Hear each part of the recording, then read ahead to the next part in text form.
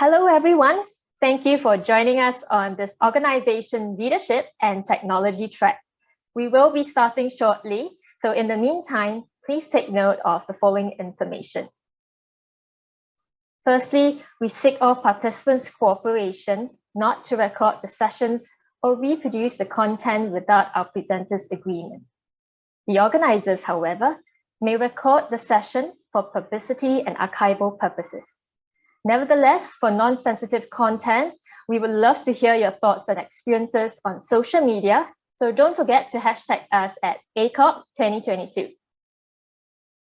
Next, you will be viewing this online through the conference platform.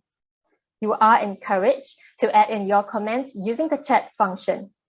If you are experiencing any technical difficulties, you may also reach out to our helpful organizing team in the chat.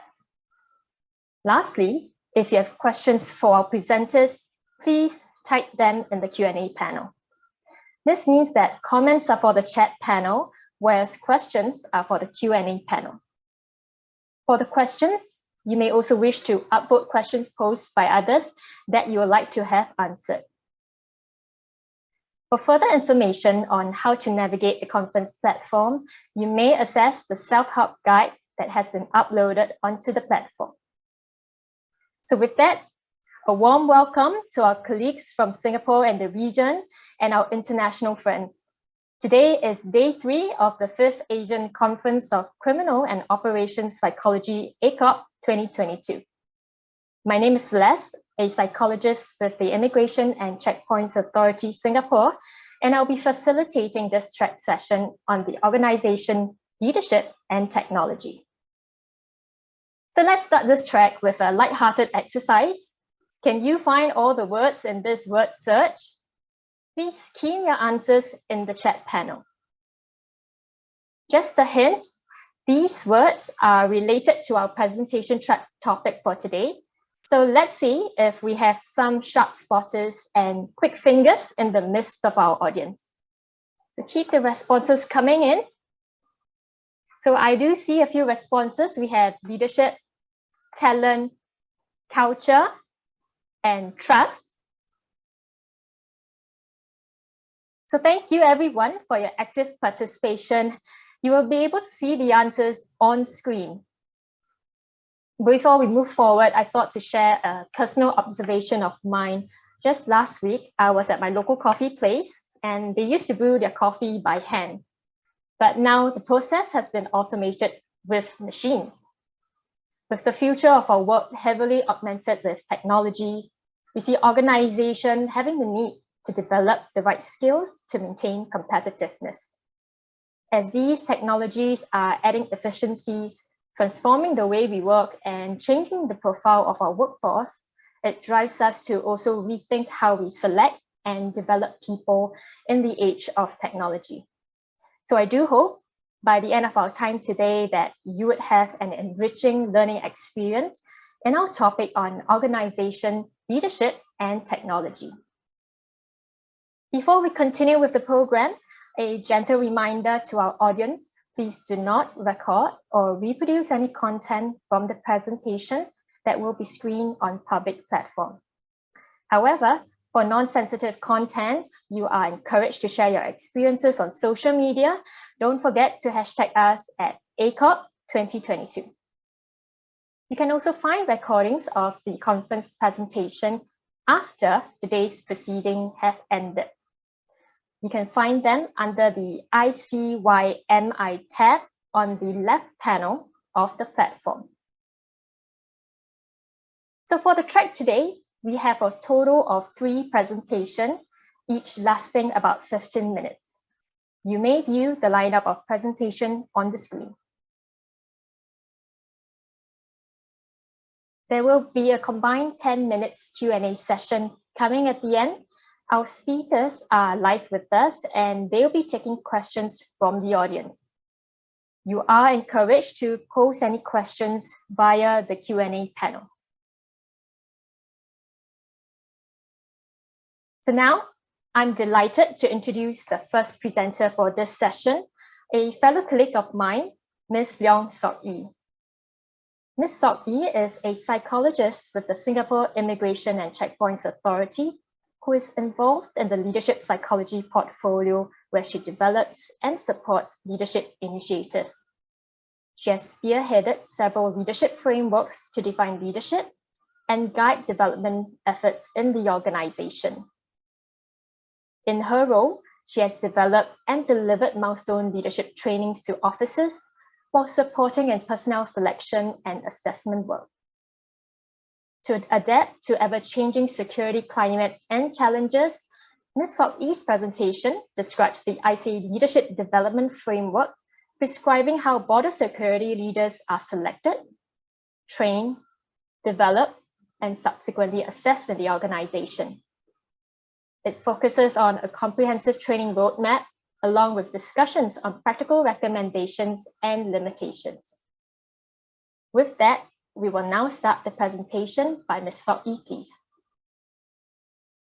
Hello, my name is Sok Yi and I'm a psychologist with Singapore's Immigration and Checkpoints Authority, also known as ICA for short.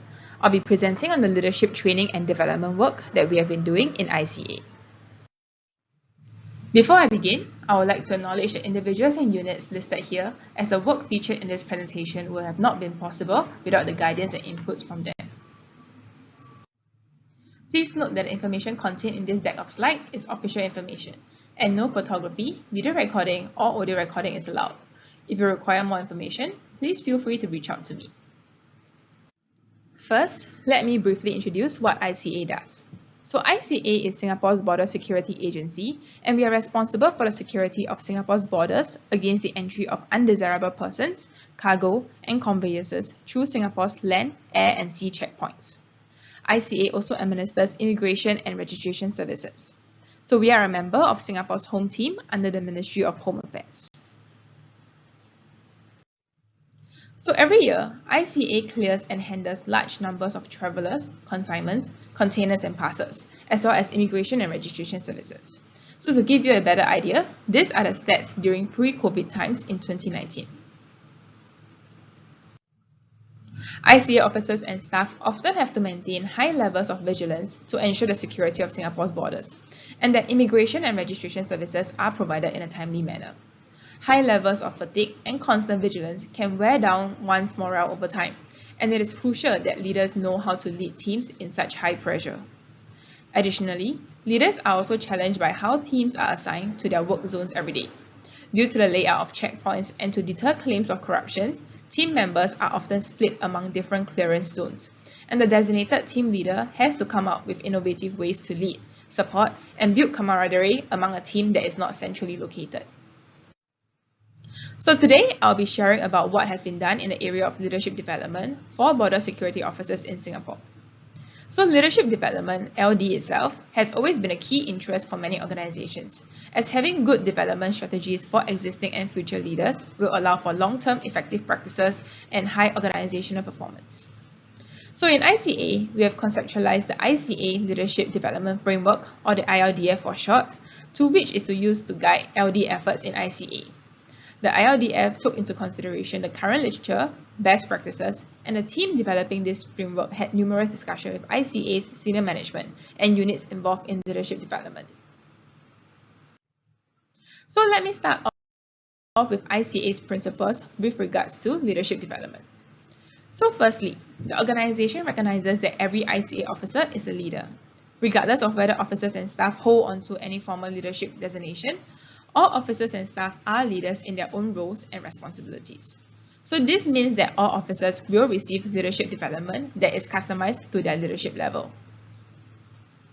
Secondly, LD is a personal and organizational responsibility. This is to set clear expectations that LD is a joint effort between organization and each officer. LD cannot happen if the organization is the only one pushing for it, and the officer is not keen or open to be developed. So this principle also highlighted that officer has autonomy in their personal LD and has a say in how or what they want to be developed in. In a way, it empowers officers to take charge of their own LD. And lastly, leaders show the way. There should also be opportunities created for effective leadership practices to be passed down to future generation of leaders. So this principle highlights the importance of having effective leadership practices and workplace support to ensure that there is ongoing guidance for new leaders and that experienced leaders can also share their wealth of knowledge with others. So through this principle, valuable leadership learnings can be passed down to a new batch of leaders who can then lead through vicarious learning. So there are various approaches towards LD in the literature, but generally, there are certain elements of LD that most researchers agree should be included inside LD plans. So firstly, to have identified the crucial leadership competencies for training and development. Secondly, that learners to be able to transfer the knowledge and skills to a work context, be it through direct guidance, peer sharing, or reflections on learning experiences. Thirdly, taking into account the conditions or contextual factors so as to create opportunities for development to occur in a day-to-day context, and also to facilitate continual growth and prevent a mentality where learning only takes place in a training environment. And fourthly, evaluation to assess leadership effectiveness, so as to establish a causal relationship between training initiatives and leadership competency. So for ICA, we have referred to our in-house ICA Leadership Competency Framework, which identified the leadership competencies required for ICA officers across 5 leadership levels. So this framework took into account current and future needs of the organization and the inputs from a substantial number of officers from all levels of leadership. We have presented this framework in a previous ACOP in 2018, but if you require more information, please feel free to contact me. So, with literature and best practices in mind, these are the 4 components of LDF that was identified for ICA. So firstly, we look at HR processes. This refers to recruitment selection, talent management, and career posting frameworks. So this is to ensure that there is structural support in place to create a strong foundation of leaders from the onset, and also to earmark high-performing incumbents that will be groomed to take on more senior leadership positions. So this was identified as an important component for the ICA LDF, as new officers that are recruited with a university degree will enter ICA as a team leader. A team leader is expected to lead 6 to 20 officers. So given the leadership responsibilities, it is crucial that the organization has processes in place to select officers that possess good leadership capabilities and all have the potential to lead. Training programs provide a platform for leaders to learn, internalize, and practice leadership concepts and lessons. To guide the training programs, a leadership training roadmap was conceptualized to ensure that officers are equipped with the necessary competencies to perform their leadership responsibilities well. So in the TRM, leadership competencies for training were identified and the relevant programs were curated. These training programs includes both in-house training programs and external courses. So this is because having a complete reliance on internal personnel for a leadership training program may create an insular mindset that limits the creativity and diversity of leadership best practices. Hence, the TRM encourages leaders to also take up external courses which may provide wider perspectives on leadership. So with the variety of choices, officers can choose which competencies and courses they want to be developed in. This is in line with the LDF principle that was presented earlier, whereby LD is also a personal responsibility. So this is an example of the TRM competencies that has been identified for 3 levels of leadership in ICA. The identified leadership competencies are progressive in the sense that officers are expected to have acquired the skills in the earlier leadership levels before progressing to a higher leadership level. So for instance, regarding the area of resiliency and personal mastery, a frontline leader is expected to have the basic skills in resiliency and self-awareness. As they progress to middle managers, he needs to enhance his resilience to manage uncertain and dynamic situations. Subsequently, as he is promoted to a senior managerial position, he needs to develop resiliency in higher command and complex situations. So moving on to the third component, it is essential for leaders to be able to promote the transfer of knowledge and skills to a work context. So in this area, developmental practices refers to giving leaders the opportunities to practice new skills and knowledge in a real-world settings. So these opportunities are intended for officers to practice leadership skills under guidance, leverage upon developmental initiatives to increase leadership awareness, and also to benefit from mutual sharing or vicarious learning. So examples of such practices in literature includes coaching conversations, mentoring, involvement in working groups that are led by leaders from different teams, and 360 exercises. So in ICA, another thing that we did in this component was to promote the sharing of effective leadership behaviors. So for this, we started a ground-up initiative where stories of effective leaders are submitted and shared across the organization. So the intention of this is to showcase how effective leadership looks like in action, while also encouraging the peer-to-peer recognition of effective leaders. So moving on to the fourth component, while LD efforts are invested in training and developing, there is also a need to ensure leaders are sufficiently prepared and ready for their supervisory responsibilities. So this component on leader progression focuses at advancing leaders based on capabilities. So some examples of the initiatives includes high fidelity assessments to assess leaders' readiness to lead, and supervisory or peer appraisal to provide organization with knowledge of the leader's caliber and skills. So with these processes in place, the organization will be able to make sound decisions on succession planning. So for organizational psychologists looking for a framework to guide LD efforts, the ILDF and the respective overarching components can serve as a good start. So it provides a structured framework in developing leaders through selection, training, developmental practices, and assessment. So as LD is likely to be a joint effort among different work units in an organization, the ILDF also allows for efforts to be coordinated and progressive rather than piecemeal.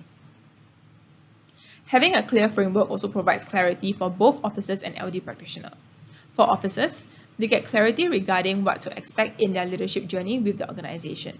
And for LD practitioners, they know what to expect in terms of knowing where the possible gaps may be and what they can do to fill it. However, when applying this framework to other organizations, please also keep in mind the organization's culture and existing habits, as these aspects can affect how successful the LD initiatives are. So for instance, organizations such as law enforcement, where officers are working shift hours, may face the operational constraint where officers are limited in their availability to attend external training classes, and subsequently struggle with meeting the yearly leadership training requirements. So as such, LD practitioners are encouraged to select for courses that either fit the shift schedules or to engage with training companies that can provide training services at the officer's workplace. This also helps to increase officers' motivation to attend trainings, as these measures help to reduce any inconveniences. Additionally, it is also crucial to pay attention to the organization's needs. As mentioned earlier, leaders in ICA have to lead teams that are spread out across different zones, and they may go through several shifts without having a chance to meet all of their team members in a central location. So as such, generic team-based workshops that are intended for teams working closely together may not be applicable to ICA leaders. So we are looking into other forms of team-based learning and development initiatives that can be better applied to ICA's context of work. So moving forth, it is important that leadership development practitioners also establish a metric for assessing leadership effectiveness. So as such, we'll be pairing the ILDF with the ILEF, which stands for the ICA Leadership Evaluation Framework. This will incorporate feedback from team members, supervisory and peer ratings, assessments, and other data to evaluate the effectiveness of the initiatives developed thus far. So my colleague, Ms. Naomi, will be presenting this in a synchronous poster presentation. So I encourage you to hop over to her poster presentation if you're interested in finding out more regarding leadership development and evaluation. So these are my references. And with that, I've come to the end of my presentation. So thank you for your time, and please feel free to ask me any questions.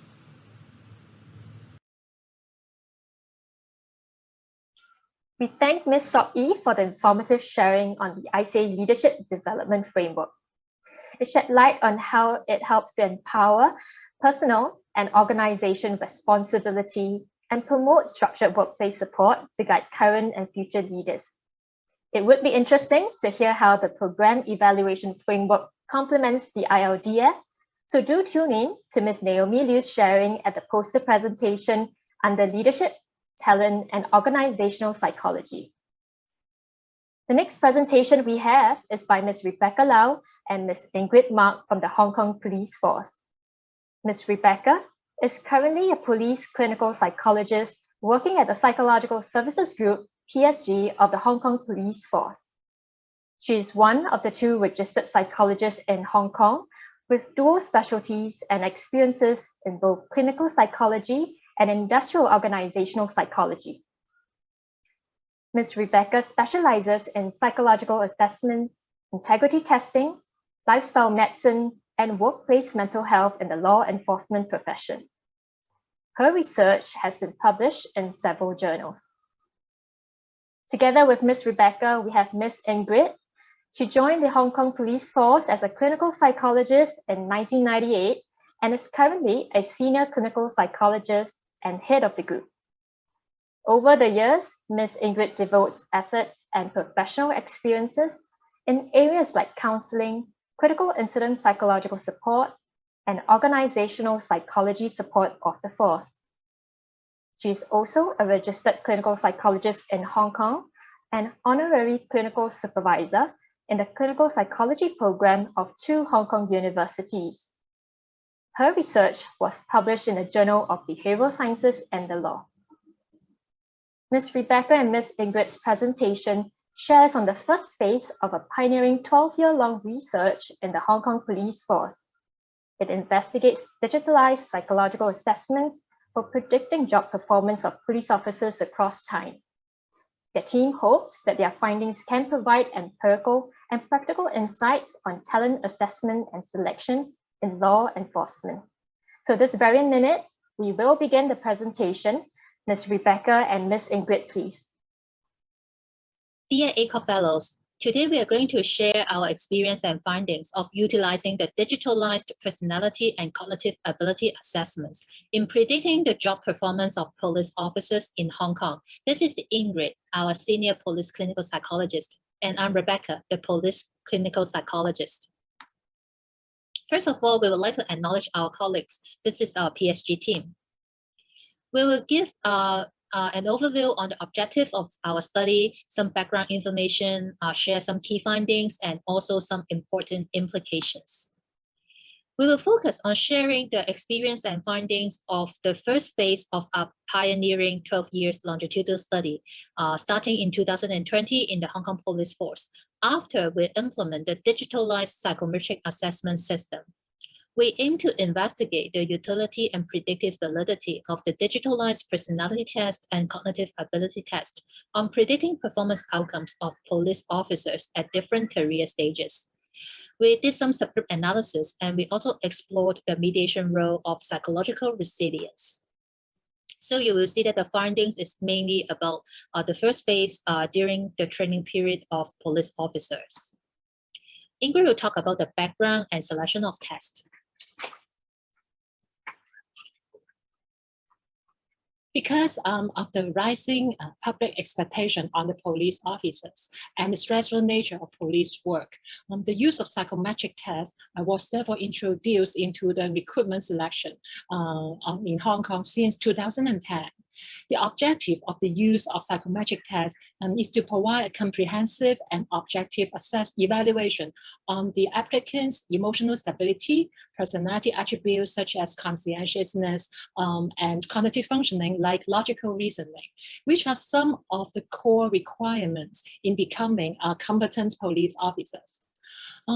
The long-term benefits of use of psychometric testing include we can ensure the staff quality, reduce wastage, and enhance the positive image of the force. We treat psychometric test results as a supplementary information in understanding the applicant's personality traits and cognitive ability. It is not a test of mental illness nor tendency of criminal tendency.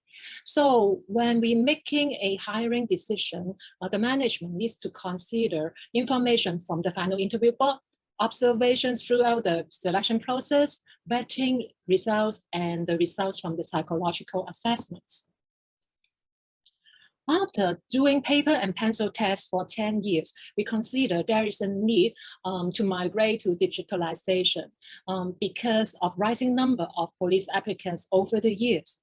There are both practical and strategic significance.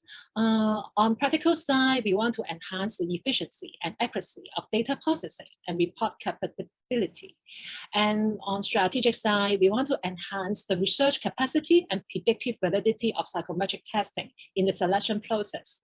We also want to facilitate the strategic alignment with the force development needs, and we also want to develop with analytics. This photo shows you the test center we are now using. The center is now located at the Ex Wan Chai Police Station, which is a heritage building. For the test, we select for the digitalization platform. We have opted 2 tests to replace the old ones.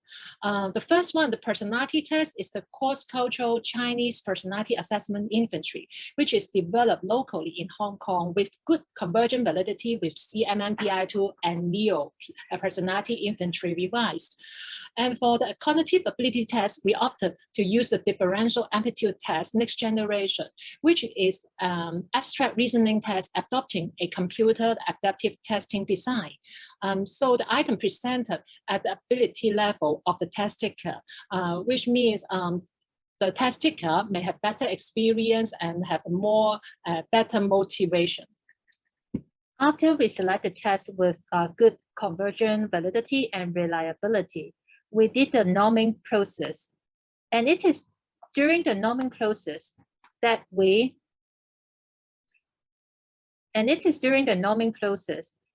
recruit the participants for the longitudinal study. We have recruited 390 participants who are newly recruited police constables, RPCs, and the probationary inspectors PI. They were invited to do the psychometric test in the second half of 2020 before they start the police training. Among them, you will see the abbreviation for recruited police constables as RPC and probationary inspectors as PI in our sharing of findings. Among the 390 participants, 3 of them indicate an invalid profile, and so they were excluded from our analysis. For the remaining 387 participants, 290 of them are RPCs, 97 of them are PIs. Here are their mean age and mean years of education. So for the major analytics and key findings, first, we did some subgroup analysis. When comparing the RPCs and PIs, we observed that the PI has significantly higher scores on age, years of education, resilience score, and their cognitive ability scores. The RPC and PIs are also significantly different on a number of personality variables, such as leadership, responsibility, optimism, etc., that you can observe here. The PI were also observed to have significantly less clinical risk as indicated by the clinical scales. So in general, we observe that the RPCs and PIs appear to be 2 groups of very different characteristics, and that's why we did separate analysis on these 2 groups later on. When we compare those RPCs who stayed through or dropped out from the training, we find that those who drop out tend to be significantly older than those who stay, and those who stay tend to have a significantly higher resilience score and cognitive ability score. They will also significantly differ on a number of personality attributes such as extroversion, optimism, emotionality, etc. But when it comes to the PI group, when we compare those who stay through the training and those who drop out, no significant difference were observed on the demographics, cognitive ability, resilience, and all the personality variables.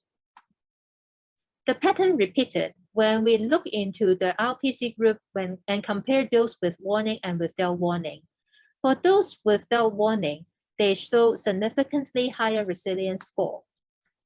And they also show a significantly higher score on a number of personality variables, such as responsibility, optimism, and less clinical symptoms. While for the PI group, no significant difference were observed among all those cognitive variables and personality variables. We also compared those without award and with award during the training period. In the RPC group, we observed that those with award tend to have significantly longer years of education and cognitive ability score. And those with award also show significantly higher score on their divergent thinking, leadership, responsibility, etc. For the PI, this time we observed that those with award tend to have significantly higher cognitive ability score. And also, they are more practical in mind with higher score on graciousness and less hypomanic. It is at this point that we observe the subgroup differences, especially between the RPC and PI groups, and we investigate further about what could be the possible cognitive and personality factors to predict or relate to their training performance at this stage.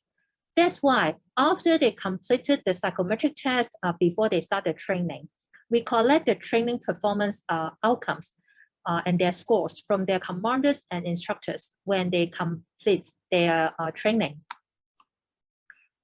From here, you can see that from this correlational analysis, you can observe there are significantly more significant correlation between the personality variables and the overall training performance in the RPC group. And it is also insightful and interesting to observe that for those personality variables significantly correlated with the overall training performance, the pattern is quite different between the PI and the RPC group. When it comes to the regression analysis, we find that in the RPC group, in the model, it is in general not significant. That means the cognitive and personality predictors are not significant in predicting the training performance in the RPC group. When we enter the age and years of education as covariate in Model 1 and those personality and cognitive variables in Model 2. The same pattern of results is observed in the PI group as well. But if we set a more lenient criteria for the level of significance, say if we set the p-value as 0.1, the overall model for the PI group could be significant. But if we adopt a more stringent level, say p-value equals to 0.05, it is also statistically non-significant when we use cognitive and personality predictors on the training performance of PIs. So in general, we feel that although there are some significant correlation between the cognitive and personality variables with the overall training performance in those RPC and PI groups, the magnitude of the association was not as strong as we would expect at the first place. And this motivates us to look closer at other possible psychological attributes which may mediate the relationship between the cognitive and personality variables and the ultimate performance outcomes. The psychological variables we look into is psychological resilience in this case, which is a well-researched and well-supported psychological attributes that is important in the law enforcement setting. From this correlational analysis, you can see that there are obviously more significant correlation between the personality and cognitive variables with the psychological resilience in both the PI and RPC group that you can see here. And when it comes to the regression analysis, we find that for the RPC group, the model is significant after we control for the age and years of education as covariates in Model 1. You can see that the cognitive and personality predictors account for around 52% of the variance of psychological resilience in the RPC group. And the result is similar for the PI groups, that the cognitive and personality predictors account for about 38% of the variance of psychological resilience in the PI groups, and the model is overall significant. And we also see that the correlation between the training performance and psychological resilience is significant, especially in the RPC group. So here comes the conclusion from our findings. We conclude that the digitalized psychological assessment enable us to identify certain important cognitive and personality attributes on predicting the psychological resilience and training performance of police officers in general. However, we are also aware of the differential predictive validities and psychological profiles among different subgroups of police officers. And this reminds us to adopt the evidence-based practice by reviewing the psychometric test and how to use it in selecting resilient and competent police officers. It gives us empirical significance and awareness to study more internal and external factors in the long run to enhance the predictive validity of the digitalized psychometric assessment, including psychological resilience, major life events, great growth mindset, contextual factors, etc. It also gives us insights on talent selection and development. We will continue the longitudinal study and hopefully has more insightful findings at different career stage. And the Charles Darwin's quote always remind us that when we use psychometric tests in talent selection and development, we not only look at the intellect or the cognitive ability, but also other psychological and personality attributes that would enable us to look at a person in a more holistic way. So this is the end of our sharing today. Thank you so much. We thank Ms. Rebecca and Ms. Ingrid for the enriching presentation. And let us to think further about how we utilize psychometric assessments in a holistic manner to consider a whole person perspective to supplement talent selection. We wish them the best for their follow-up in the next phase of the research. The final presentation we have for this track is by Ms. Jamie Chua and Mr. Julius Koh.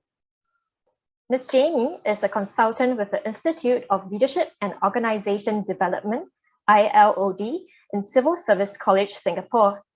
She has experience in the provision of talent selection consultancy services to both senior and mid-level stakeholders in public service. So this includes conducting psychological selection interviews and assisting with implementation and development of talent assessment test batteries. Here with us live as well is Mr. Julius Koh. He is a principal consultant with the ILOD in Civil Service College. As the head of the Future Leaders Group, Mr. Julius partners with agencies and senior public service leaders in the areas of talent assessment, leader selection, 360, competency modeling, and leadership interventions. We know that introducing and validating a new assessment tool for selection often involves navigating ambiguities and complexities found in the real-world setting. So Ms. Jamie and Mr. Julius's presentation details their journey with this for the ongoing validation process of a game-based assessment, which was introduced to help identify candidates for awarding of government scholarships. Without further delay, we will begin the presentation, please. Hello, the title of my presentation is Balancing Practical Agility with Psychometric Rigor and the Validation of a Game-Based Assessment. So before I jump right in, a quick introduction to what a game-based assessment, or GBA for short. So GBA is an assessment method in which the candidates participate in a variety of situations through gameplay. These games will elicit the relevant skills and behaviors. Then the data will be collected, then coded to infiltrate information about the candidates. In recent times, there has been growing interest and exploration of GBAs in recognition of its potential benefits over traditional assessment methods. These include things like increasing test taker motivation, as well as reducing biases and faking. So why did we choose to try the GBA? Aside from recognizing that the GBA is an innovative methodology, we also saw potential for the GBA to provide a gamified assessment format which will value add our existing selection process. At the same time, an early review of the psychometric qualities also seemed promising, and there was high face validity, which is important in a practical setting. So for our purpose, we wanted to try the GBA for our scholarship award selection process. We wanted to see if the GBA could help us to better identify suitable candidates who would perform well in public service subsequently. We will then award these individuals with scholarships. So the main focus of my presentation will be my sharing about how we mitigated the risk of trying a GBA through the sharing about our validation journey, which is slightly different from a typical validation process. I will also emphasize on the actions we took to manage the risks involved, as well as the decisions made and the rationale behind them. So this is what a typical validation process looks like. So first, you'll propose the use for the assessment tool and set the intended outcome. Secondly, you will design the validation effort, which consists of reviewing existing information and also deciding on a strategy. Thirdly, a pilot test will be done and the data will be collected and analyzed. Following that, there will be a recommendation on the appropriate use of the selection procedure or tool. Last but not least, there will also be a review of the validation as and when needed in the future. So before I talk about our validation process, I would first like to share about some of the complexities we face, which is common when we're trying out a GBA tool or any tool in a real-world setting. This is because the context will bring about certain complexities. And in our case, the first complexity was that the GBA was quite new. This means that there were relatively few research studies on its use for the selection assessment context, in the local context, and also in comparison to traditional assessment methods. Secondly, we were also trying out the GBA tool in a scholarship context.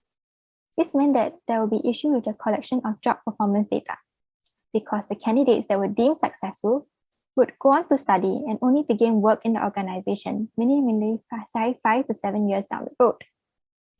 This meant that there will be increased difficulty in establishing predictive criterion validity, since the data will take a long time to be available. Thirdly, the particular GBA tool that we were trying out was also a tool developed by a vendor and was taken off the shelf. This meant that there was some ambiguity with how the tool and constructs were developed. At the same time, there will also be a lack of clarity on the scoring algorithm, since it was designed by the vendor.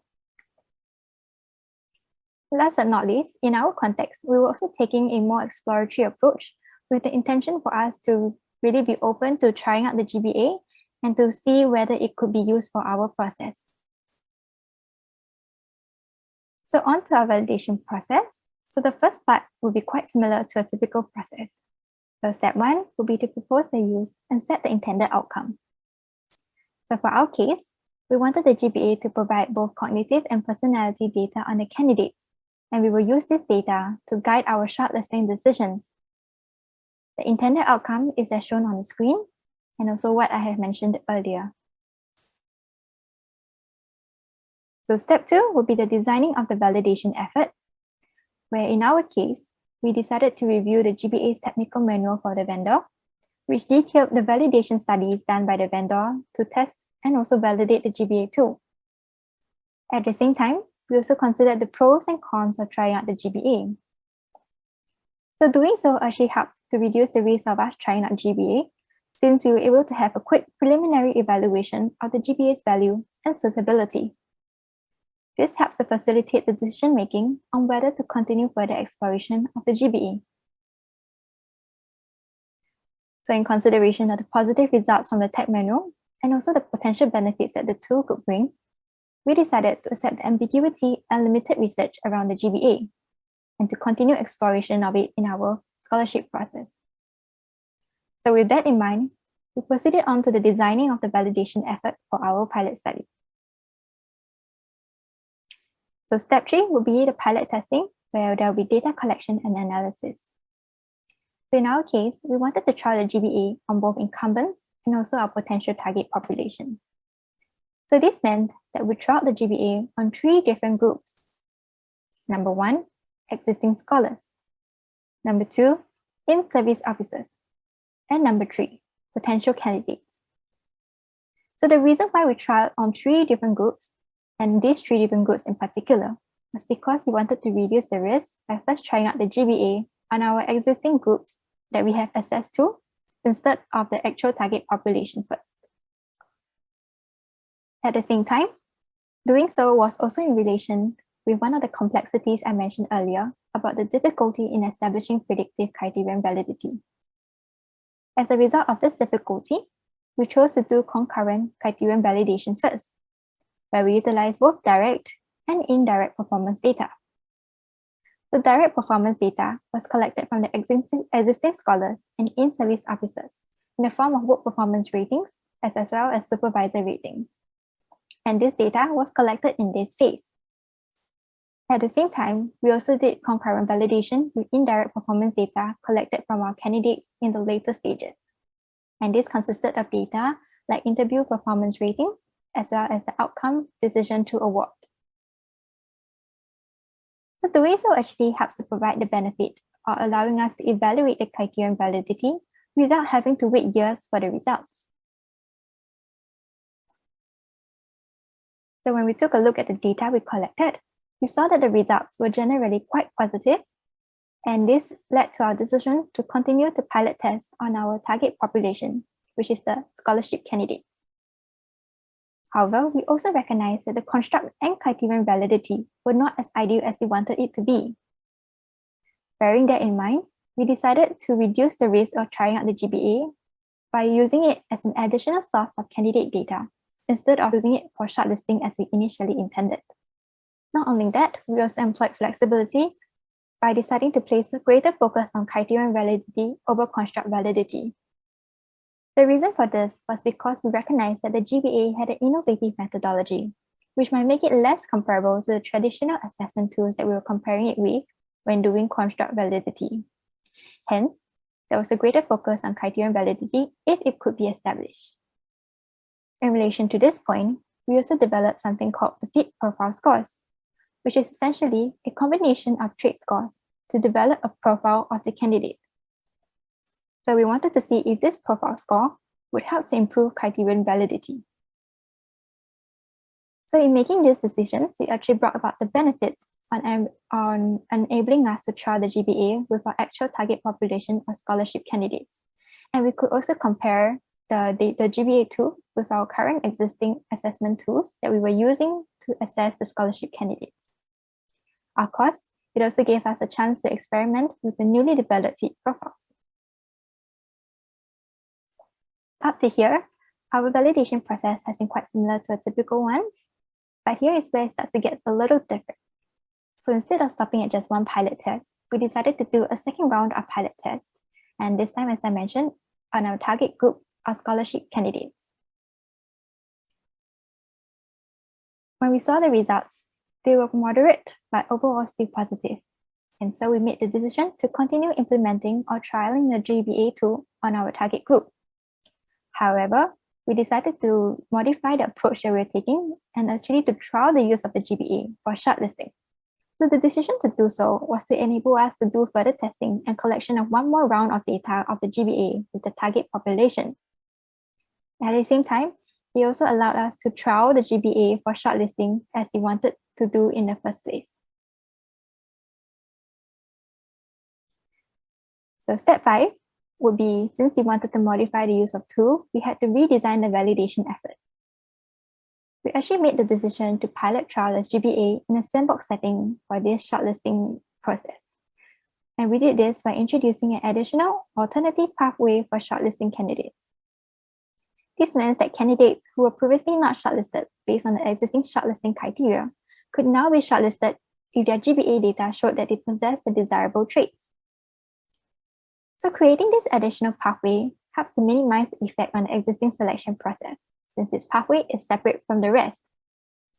At the same time, it allowed us to trial the GBA while limiting any potential adverse impact without compromising on psychometric rigor.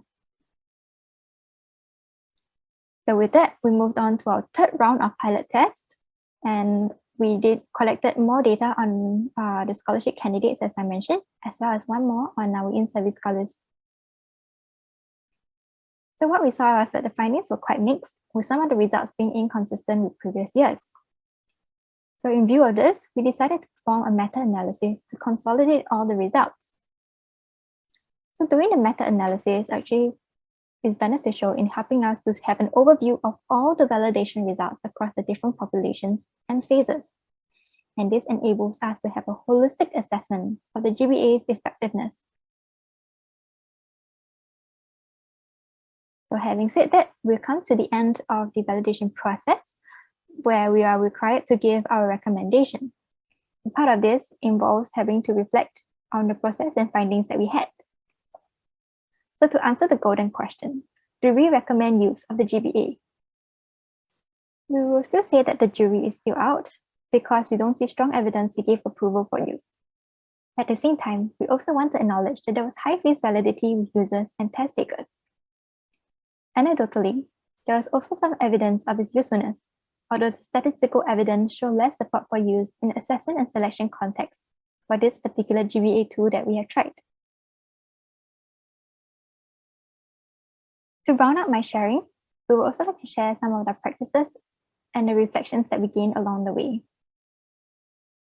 So number one, we practice objectivity. This involved deep consideration and weighing of both the pros and cons of the GBA. Trying the GBA was actually a leap of faith for us, and we did it instead of waiting for maturity because we recognized the importance and benefits of keeping on top of the developments in the tools for selection and assessment field. However, we also made sure that we were aware of the benefits and uncertainties that the tool could bring, with the final decision made to give it more room for exploration. At the same time, we also practice agility, where we employ agility in decision making. While we recognize that we did not always get the desired results that we wanted, we are satisfied that we provided a full opportunity for the GBA to showcase its potential. One of the ways we did this was by sandboxing the GBA in our trials to manage the risk. At the same time, we also employ agility by modifying the use of the tool accordingly based on the results that we saw. For example, we first started out by using it as an additional source of data, followed by trialing it for shortlisting in the last stage. In relation to this point, we also practice flexibility in the process of testing the tool. For example, we focus less on construct validity over quantitative validity if it could be established, because we saw and recognized the GBA's difference in methodology.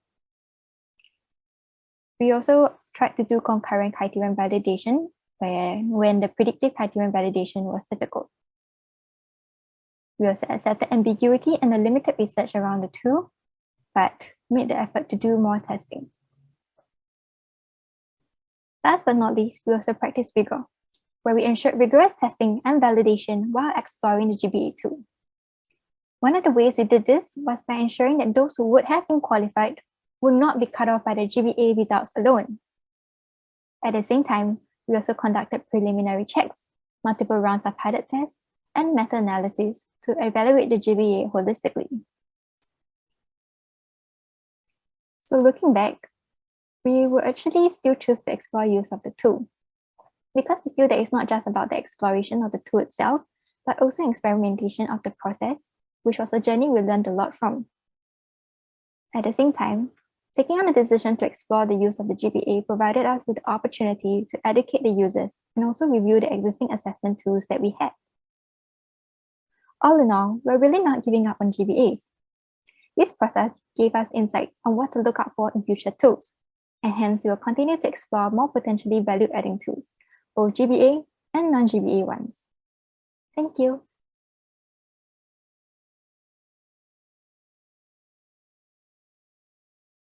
With that, we have come to the end of the entire series of presentation for this track, and we will now move on to the live Q&A segment.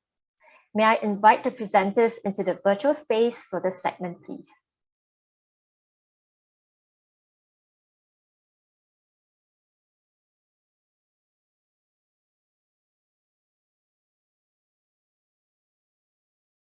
So it seems like we do have one question, and that is for Ms. Rebecca and Ms. Ingrid. Can you tell us about the invalid profiles? Were these due to the excessive positive impression management or missing data?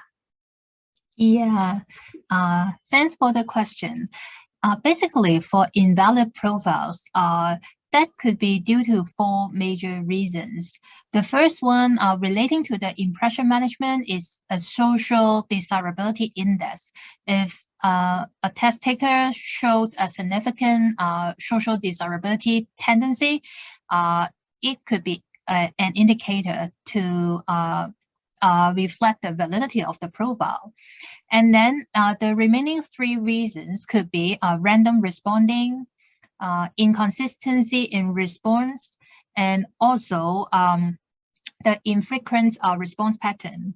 And I want to highlight that the one benefit of using digitalized assessment is that we don't have missing data anymore, because back then when we used the paper and pencil test, people can simply skip some questions and did not answer it. But when it comes to digitalized platform, they need to answer every question to proceed with the digitalized test. So we don't have the issue of missing data anymore to invalid a profile. Thank you, Ms. Rebecca, for the clarification. And I noticed that we are short of time and it's time to wrap up for this session. So thank you all. We have come to the end of this track. And I would also like to thank our presenters once again for sharing with us their research and perspective. Following this series of presentation, we can look forward to the next segment of the ACOP program, where we are pleased to have a few speakers discuss the topic of crisis and mental health as part of the ACOP special session. I will now hand over the time to Swee Gyang, who will be facilitating the special session. Swee Gyang, please.